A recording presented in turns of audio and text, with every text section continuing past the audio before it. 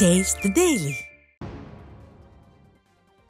சென்னை ராயப்பேட்டை அதிமுக தலைமை கழகத்தில் புரட்சித் தலைவி அம்மாவின் 77வது பிறந்த நாளை கொண்டாடுவது குறித்தும் வரும் சட்டமன்ற தேர்தலில் பணியாற்ற வேண்டிய யூகங்கள் குறித்தும் முன்னாள் அமைச்சர் NR சிவபதி தலைமையில் ஆலோசனைக் கூட்டம் நடைபெற்றது. கழக அவைத் தலைவர் தமிழ்மகன் உசேன், கழக அமைப்புச் செயலாளரும் முன்னாள் அமைச்சருமான T ஜெயக்குமார், கழக மகளிர் அணி செயலாளரும் முன்னாள் அமைச்சருமான வளர்மதி ஆகியோர் பங்கேற்ற இந்த கூட்டத்தில் முன்னாள் அமைச்சர்கள் C விஜயபாஸ்கர், PV ரமணா, அப்துல் ரஹீம், கோகுல இந்திரா, வைகை செல்வன் மற்றும் தென் சென்னை வடக்கு கிழக்கு மாவட்ட கழக செயலாளர் ஆதி ராஜாராம், கள்ளக்குறிச்சி MLA செந்தில்குமார் உள்பட பலர் பங்கேற்றனர்.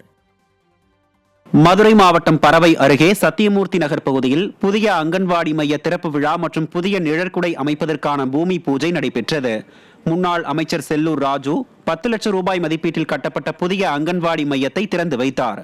இதைத் தொடர்ந்து 13 லட்சம் ரூபாய் மதிப்பீட்டில் கட்டப்படும் சந்தன மாரியம்மன் கோயில் அருகே பக்தர்களுக்காக கட்டப்படும் புதிய நிழற்குடை அமைப்பதற்கான பூமி பூஜையிலும் முன்னாள் அமைச்சர் பங்கேற்றார்.